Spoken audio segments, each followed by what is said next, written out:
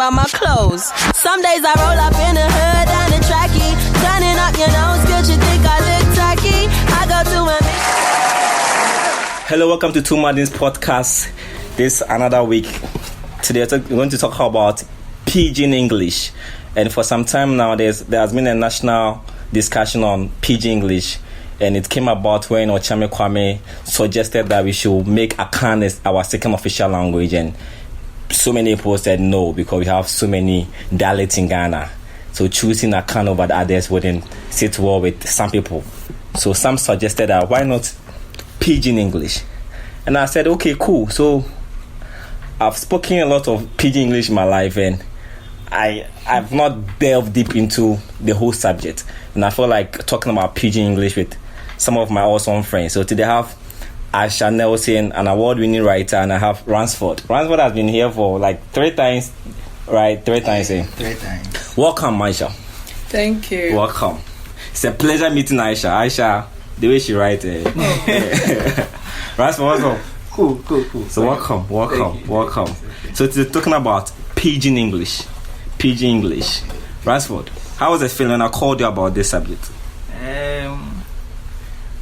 I was like, hey, Pidgin English. It hasn't been long since I started speaking Pidgin. Yeah, I think I started when I was in level 200. Okay. Yeah, so the whole of level 100 I wasn't speaking Pidgin.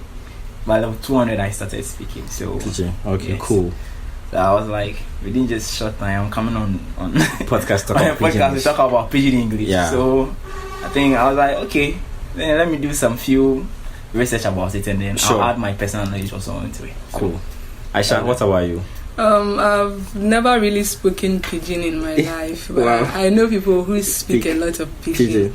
And I like to believe that I understand all of it. Cool. And, and many of those I know who speak Pidgin English are people who could have also speak English very well. Yeah. And many of these are also very fluent or eloquent in their mother tongue. Yeah. So maybe when we talk about the uses of Pidgin, we'll see why these people speak in Pidgin. Sure. When they are with particular groups of people, rather than as an official language or something. True. Yeah. So Ransford, first question: what is Pidgin? Pidgin. What comes to mind when you hear the word Pidgin? See, Pidgin. Normally, Charlie, you go, you come. Is it that thing? What's up? Sure. So it's like, from a layman's point of view, you might think that it's a guy's language. Okay, the guy's language.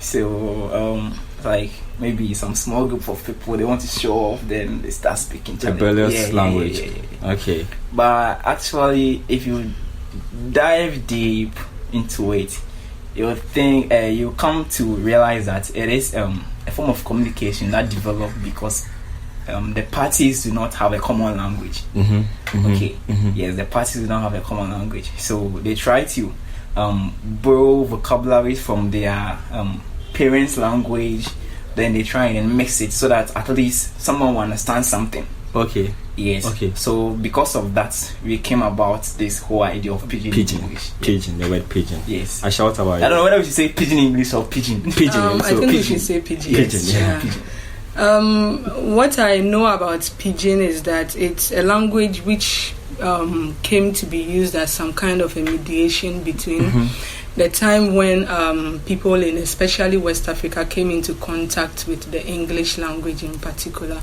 So like Ransford said, because of the need for communication, they had to strike a language that both parties, that is those who brought the English language and then the locals would understand.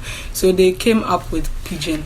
And right now, if you go to places like Nigeria, Pidgin is actually recognized as an official language. Okay. So it's not just like in Ghana and some other places where a particular group of people from a particular class or maybe educational level speak it because they don't want to sound too formal when they are with each other. So they wouldn't want to speak English. English sounds too formal and official, and they probably want to just relax and be friends rather than be talking in something like a business board meeting or something. So that's what Pidgin is in Ghana for now, and that's how it came about. But you know something too, you see, when you're speaking in Pidgin with friends, you try to talk more about so many things, unlike you talking English or speaking English. I don't know whether you understand what I'm saying. It's like fine art and graffiti. So graffiti gives you more room to do so many things. Yes, fine art, you have to you have to follow guidelines. But graffiti, you can do anything. Yes. Cool. So you can just talk about be yourself. Yes, just be yourself. No restriction. No restriction. Cool. So let's go to the next question. A brief history of West African Pidgin English. Right, Aisha. Like I said, Pidgin has a history, and its beginnings is when people in especially West Africa came into contact with the English language through, I don't want to call them colonial masters, people who brought the English language. But if you go to some other parts in West Africa, we have something called Creole, and then some other languages, and they are still distinct from Pidgin in the sense that if you take something like Creole, it's actually a language. It is recognized as a language, not just like how Pidgin is recognized as a whole language in Nigeria now. And Creole is the kind of language which also came into being because of the contact of two languages, but this time it's the language morphs in within a particular period of time, so that it becomes something very distinct from the parent languages, or if maybe it's French or English, and then the local languages. So Creole can be very different from the languages it was probably morphed from. But if you take Pidgin, it's very simplified. If you know the rules of grammar for English and all that, you see that Pidgin breaks all of it, and it makes it very, very, very simple. If you take things like pronouns, Pidgin will probably say something like in brother, in mother, not her mother. Her mother, true. That kind of thing. So Pidgin is a very, very simplified form of both the languages which came together for it to be formed. Thank you. Ransford. So, I think that is what Aisha has said. As a result of interaction between people from different areas, as those coming from the seas, they came. That's what I used to call them, the sea people. So they came, and we also had our native language. So in order to establish a common form of communication, we borrowed theirs, and then they also borrowed ours, and then we started talking in language that people, all of us, can understand. So I think it is a simplified means of linguistic communication. Yes, that is what it is about.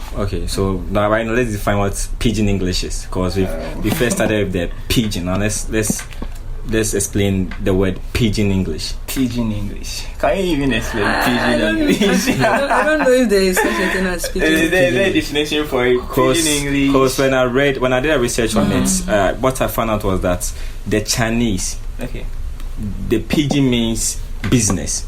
So when they came in contact with the English traders back then in the 18th centuries, so same English business. They wanted to say English business, and that resulted in the Pidgin English. So with them, Pidgin means business. So English business, that's Pidgin English, that's the meaning. So from what I know, I think it's most commonly employed in situations like trade. So just for us to understand that, maybe you want this, I also want this. That is where it came to be developed. So they were the first people to use the word Pidgin English, which meant English business. In the 18th century. That's cool. So let's delve more into this whole thing. Demographically, which part of Ghana is a concentration of Pidgin English at its peak, and why? Ransford. I'll say Accra, maybe Tema. And why? Accra, Tema. Because in Accra, there are people from different backgrounds over here. So many people. And then with the concentration of the nation's best universities also in here. Oh, that's nice. Some people won't like it. Oh, it's a truth. It's a truth. Oh, but we have Legon, almighty Legon, in here. UCC is in Cape Coast though. No. UCC, as for them, they are not.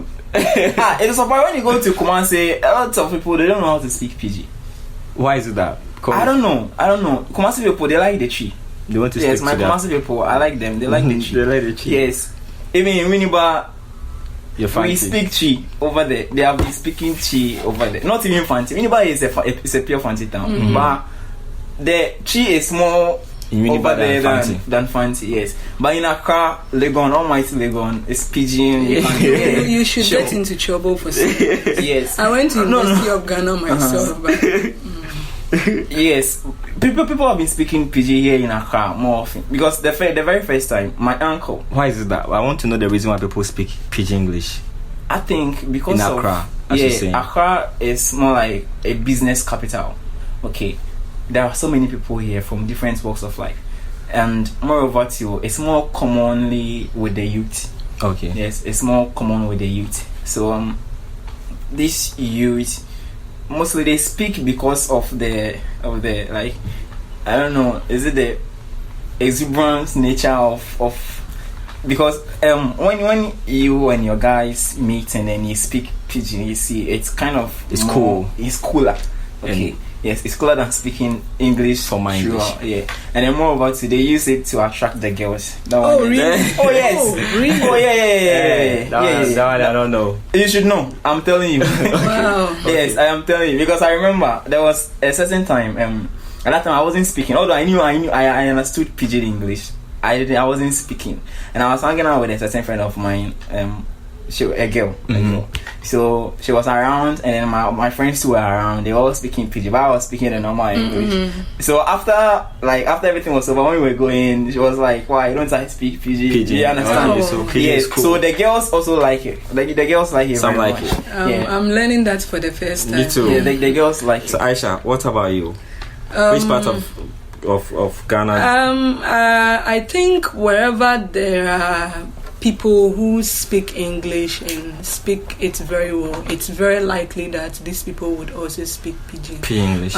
Because maybe we can talk about Southern Ghana, like Ransford said, because some of the universities are here, but there are also polytechnics and other tertiary institutions up. So wherever there are people who speak English, I think it's very likely that Pidgin would be there. When they want to use a language which is not their mother tongue, because if I go to somewhere like Tamale, I may not be able to speak Ghana there with anyone. Yeah, true. But the main medium of communication would be English.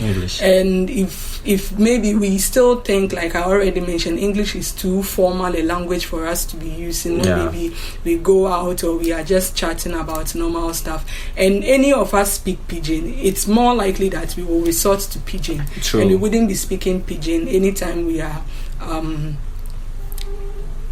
we will be speaking Pidgin anytime we are not in the classroom. True. Some kind of thing. And then the reason why I don't want to believe that it's only in Southern Ghana that people speak Pidgin. Is it the question is where the concentration? The concentration. The concentration. And why? Well, there may be Southern Ghana, but people travel. Yeah, people travel. It may be I'm from Tamale and I came to university in Accra, I would go back. And I wouldn't want to believe I'm the only one who came to study in a university in Southern Ghana and then go up. So I think wherever there are people who are likely to speak English, we would see Pidgin there. Only that it may not be a lot, but and I think it's one of the features of Pidgin. It's a particular sect of people. Who speak it. People who are educated, people who speak English, and even for people who don't speak English very well, they have a certain strand of Pidgin they speak. So at the end of the day, it's still Pidgin, and we can tell it's what it is. That's a good point. For my research and after thinking through this particular question, I thought because Accra, we have so many people coming from different places to Accra. And it's the capital. Too. So we come here, and the other regions, comparing to the other regions, culture there is very, how do I put it? They put so much focus on culture. But with Accra, we have so many people from different backgrounds coming here. Cosmopolitan. Cosmopolitan. And Pidgin is a way of bridging that gap. If I speak Hausa and you speak Chi, and we can't flow, Pidgin is the best language to take. Yeah. But in other regions, when you go there, you are forced to speak that dialect. If you go to Kumasi and you can't speak Chi, with time you'll be able to speak Chi because they'll force you to speak it. But in Accra, they wouldn't force you to speak anybody's dialect. So Pidgin English is the best way to communicate. That's what I thought with this question. So maybe Southern Ghana. Yes, Southern Ghana. Yeah, okay, so instead of saying Accra, we say Southern Ghana. Okay, so back to Asha again. How impactful has Pidgin English been on our urban culture? I think when we say urban culture, I want to understand it as this kind of cosmopolitan thing. Yeah. So maybe not culture as in the people of Accra or the people of the central region, because we are talking Southern Ghana. But the whole cultures from different kind of ethnic groups which has met. Yeah. I think for those who speak Pidgin, there would be a particular kind of culture. And even though these people may live in places where others may not speak English, the culture will still be quite different for them. And what this also means is that the whole thing is very fluid. We can't say there's a very particular way people who speak Pidgin behave and act, the way they dress, the kind of food they eat. It may be very, very similar to people who don't speak Pidgin yet are also in Southern Ghana or any part of Ghana for that matter. So I think maybe the particular kind of culture we should be looking at is things which have to do with communication. Yeah, if I'm going to buy a watch and the watch seller can't speak Pidgin, but he or she can speak Gan or Chi, even if it's in Accra, maybe the language to buy watch in Gan or Chi, that one I would know. Or even if I don't know, it's very simple. I mean, communication can easily happen. That kind of thing. So maybe I wouldn't want to believe there is a particular culture for people who speak Pidgin and then for those who don't, even if they are in the same demographic area. It is still very, very fluid. And you wouldn't know this culture until a particular group, maybe people who speak Pidgin are together. Maybe a literary festival, that kind of thing. Until then, you would think that we are all the same. All the same, true. Ransford. I support what Aisha is saying, but I would think I'll go from a different. I also contribute from a different perspective. Okay. I think it has brought about a whole new, different culture. Yes. When you talk about culture, it's not only about the dressing, the way of life, or something like that. It's also about anything else that has come to stay. Yes, anything else that has come to stay. I remember during when I was in school, we went for a debate and then we were talking about bribery or corruption becoming a culture. So anything that comes to stay becomes a culture amongst the people, and it has been so impactful upon the urban culture in such a way that right now the youth have adopted it as their language. Yes, as their mode of communication. Right now on WhatsApp, it's a surprise you the exchanges on WhatsApp are mostly in Pidgin. I remember when I wasn't speaking, I was writing, I was chatting in Pidgin, but I wasn't speaking alright. So it has brought up a whole new generation, and then it has resulted in Pidgin being accepted in so many parts of the country. I think it has even gone international. Right now we even have a Pidgin Bible. Yes. So it has established a whole new different trends of culture that I think boys and then the young guys are following. I don't know whether it's going to get to that standard of becoming a national language. I don't know, and I don't want it to be. But I think at this level it's okay. And then moreover to it has also promoted trade in our informal sector. Now informal sector. Right now, if I'm going to buy something from someone and I go like, oh Charlie, I buy something. Okay, yes. You see, the person will understand buy. Yes, the person will understand buy, will understand I. Okay. So it really promotes that trade. And then here being an urban center, there are so many exchanges going on. So many exchanges. Right now, if you go to Zamrama line and then you are walking, okay, people will ask you, money change. Okay, that's language or that mode of communication that the person is is telling you, you get to know that the person asking you, are you coming to change money? Oh yeah. Okay. Yeah. So you understand. Yeah. So Pidgin English, with that small vocabularies that we've borrowed from our parents' languages and our mother tongue, just to make sure that people understand that it has created a whole new culture amongst us that I think it's going to.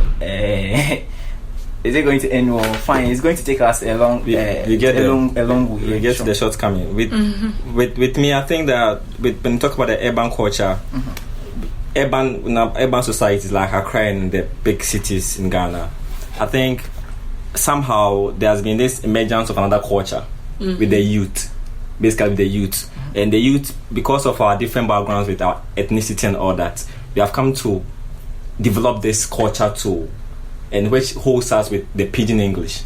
So Pidgin English is the thing binding us as one. Yeah. And I think that has brought more liberation. So for example, with my boss at work, he's around like 60 years or so, and he speaks fluent Pidgin English with us.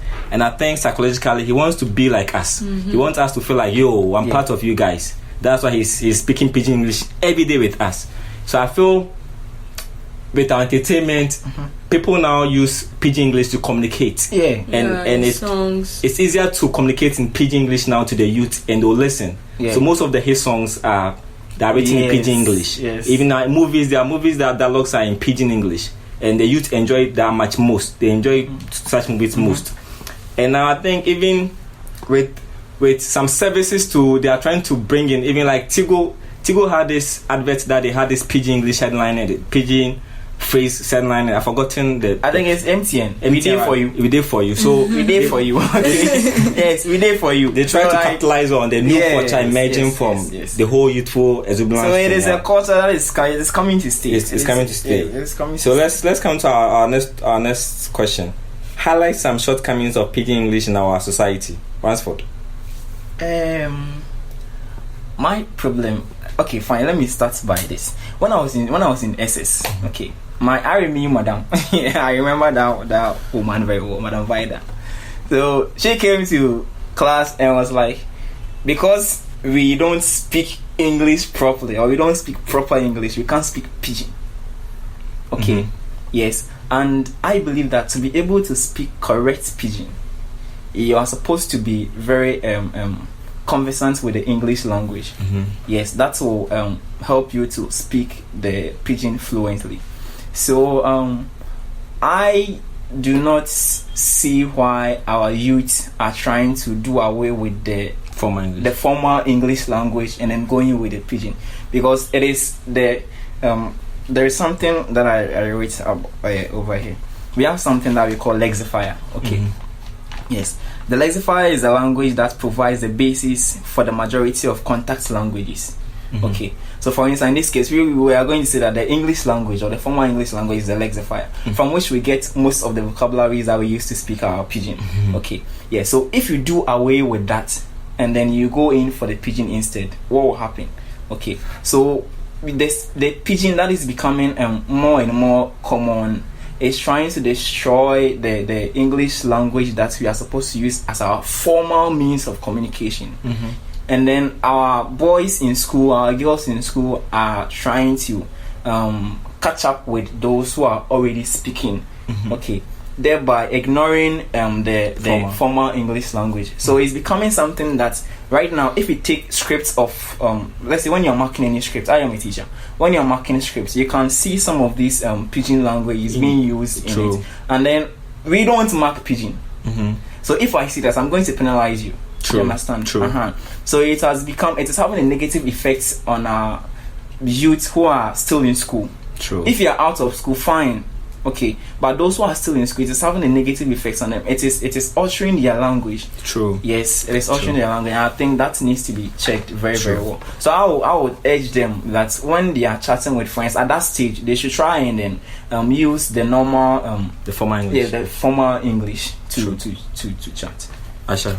I think for anyone who is learning a language as a second language, like anyone who is learning English in school, for the academic purposes, the more you practice that particular language and you speak it, the more you write that language, the better you become at it.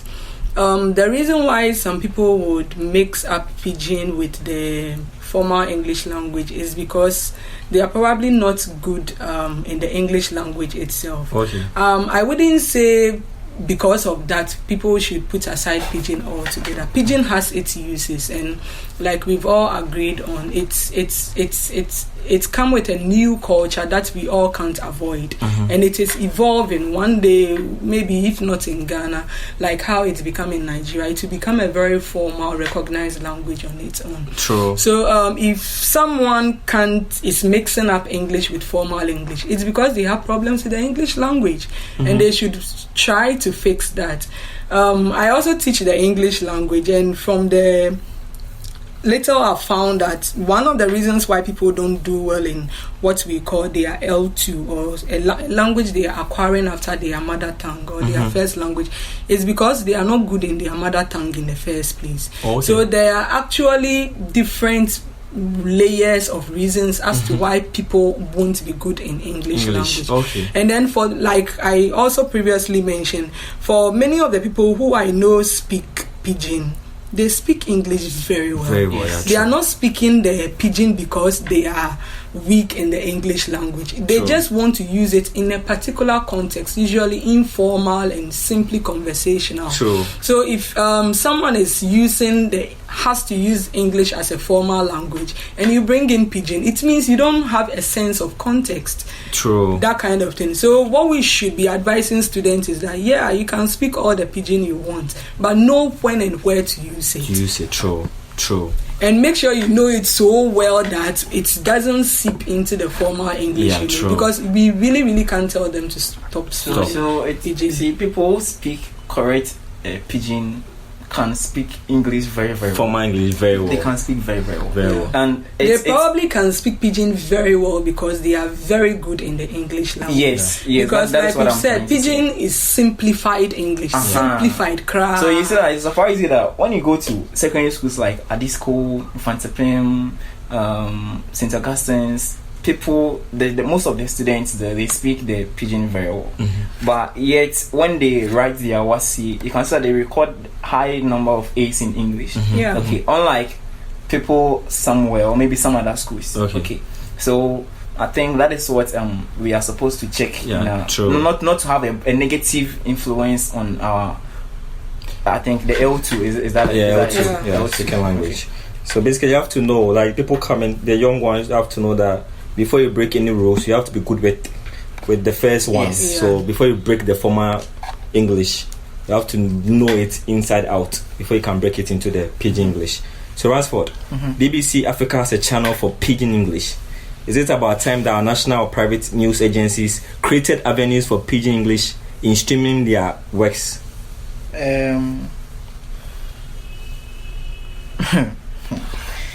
I think it's already there. Yeah, we have Pidgin English, BBC, and even GH1 is bringing a new show, a new news in Pidgin English. I think in our local setting, it's there. I'm talking about in Ghana. It's already there. Most of our radio presenters, they speak in Pidgin. Yeah, sometimes you can send your text messages in English. I think it's being promoted. Just that over there is an international news agency. Okay, so when they show something, everyone else gets to know. You understand what I'm saying? With Ghana, I think Ghana with the radio presenters, they speak the formal English, but in between they chip in the Pidgin English. But I'm talking about we adapting, like if it's a news, the whole 30 minutes or 1 hour we are speaking in Pidgin English, or if it's about any other TV or radio show. Is it a channel or maybe? It can be a channel, it can be a show. Like we adapting it and putting it in our face. So when you switch channels, you hear people speaking Pidgin English on content. Okay. I understand. So like BBC, there is a channel, BBC channel for Pidgin. So everything that is done there is Pidgin. Well, I don't think that should happen here in Ghana. I seriously don't think so, because over there they're already English speakers. Okay, they're already English speakers, and if you come to Ghana, we are learning the English, we can't adulterate it. Okay, we can't adulterate what we are already learning. So it's best we keep it that way whilst we try and improve on our English language. I don't think we should have channels for Pidgin language, because if we do that, most of the youth are going to listen to this channel. Okay, and it will surprise you that it's going to affect their language. It's going to affect the English language that it is required for us to use everywhere that we go. For example, you're filling the forms, you're speaking even in parliament, everywhere. When you're writing a letter, anything, you use the formal English language. But for now, currently, some are tuning into the BBC Pidgin English channel, and they're still listening to it. So we can't restrict them from listening to that channel. And they're reading the BBC News too, the Pidgin English too. So it's there. They are listening now. So if you stop Ghanaians for adapting that culture, they're still having avenues to listen to. I am not saying that we should stop, but I'm saying that we shouldn't bring that here. I think maybe, I don't know, if maybe my explanation would explain why he thinks we shouldn't have it in Ghana.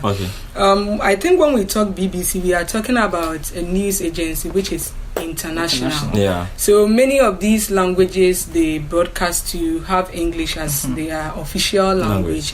And then I think it's not only Pidgin they have a special channel. I think they also have it for Hausa, Hausa too. Some other big African languages. But Ghana is just a country, and we have only one international language, which is English. So if you bring in Pidgin, the thing is that whether we bring in Pidgin channels in Ghana or not, Pidgin is developing. One thing about language is that it develops. It's the English language. If you see some of the old scripts of the English language, you wouldn't even think it's English. Okay, so whether we like it or not, languages develop, and they develop at their own space and everything. If we were to bring Pidgin in here, much of the uses for which we have our media will be cut off from a lot of people. Like we already established, many of the people who speak Pidgin in Ghana are people who are able to speak the English language in the first place. So if you have Pidgin as a channel in many of the radio stations or even TV stations in Ghana, you are going to cut other people off from vital information which they will need in terms of our politics, in terms of our education, in terms of the basic things which they will need to be the best citizens that they have to be. And Pidgin won't be a good reason for that. But I believe a time is coming when it wouldn't be a problem at all for us to have Pidgin as a whole channel in Ghana. But right now, that time is not quite yet, I think.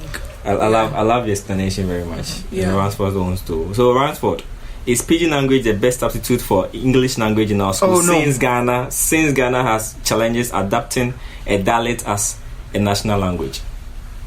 No, we don't. Do you have challenges adopting a dialect as a national language? I don't think so. We do. We've always had, even African. We do. But recently, Ghana wants to adopt French as a second language, and people have issues with that. Why don't we adapt one of our dialects? You can't. You see, people think that maybe you should use Akan, but even the Akans came to meet people over here. You understand? But what is spoken out there? Okay, I think English is our official language, and then we should go like that. We should use the English language as our official language, as a national dialect. People have had issues with training our children in the English language because they feel if you train them in our local dialect, they perform much better than the English dialect. How would you say engine in Chi? Definitely there will be a word for engine in Chi, but I don't know. So I don't blame them. You see, what I've been thinking about is that we have a language bureau, okay, and they are the ones who are supposed to take up this challenge of making sure that everything in English is has its equivalent. Yes, in our local language, but they are not doing that. Okay, so it's like even if you start speaking the local dialect, you end up borrowing so many of the English terms into it. You understand? And then since they've not lived up to that, we can't use any of our local dialect as a national dialect. So we should use the English for us. I think the English is the best. And moreover, when you go to this international stages, you can't use the the local. Yes, the local. It's not an international language. Yes. If you really wanted our language to be international, we could have made that. Right now, the Chinese have been able to make their language an international language. Yeah. Yes, and then I think we've not lived up to that. Right now, when you go to some school, they are studying Mandarin. Yes, but what is happening to their Akan language? Okay, maybe not now. Sometime later, I think we will get there. But right now, I think the English is the best. It's cool. Aisha. I think one thing we should know about the English language is that we have one English language. Sometimes the people in America are teased by the people in Britain that theirs is American English, it's a watered English and not the actual real English. But from the little I know about the English language, we do have something called standard English. The English you can speak across any part of the world and people would understand. And then we also have dialects of the English language, which people should recognize. There is something called Ghanaian English. Okay. Ghanaian English is very different from Nigerian English. It's very different from Britain English. It's very different from American English. But it can still be very, very standard English. So what I'm trying to say is that, but maybe I should mention this. You know, when Chinua Achebe wrote Things Fall Apart, he had a lot of struggle getting a publisher because, amongst other things, you know, the politics of the novel and everything. Yeah. People were saying the English is written in Things Fall Apart. It's English all right, but it's not English. It's plain. Not plain. Actually, the English in Things Fall Apart is very sophisticated. So there is this joke about a little girl from one of these European countries who wrote a letter back to Achebe and was like, Mr. Achebe, what have you done to the Queen's language? That kind of thing. So what I'm trying to say is that, and then there is also this play, I've forgotten the title of it, but I think it's written by James Joyce or one of these old writers, in which you have some kind of a master who is supposed to be a metaphor for someone who is a colonial person, and then someone who is supposed to have been decolonized.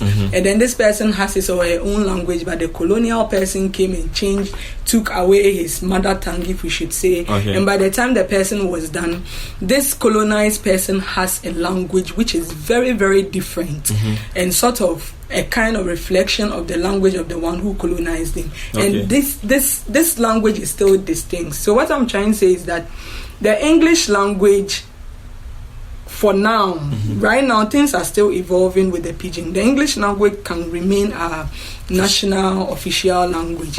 And the English language as we have it now in Ghana is Ghanaian English. So if we say we are going for, is that the accent? Maybe we should talk about. No, it's not about the accent, because I know I studied English in university, and then I know a little bit about mother tongue and all that.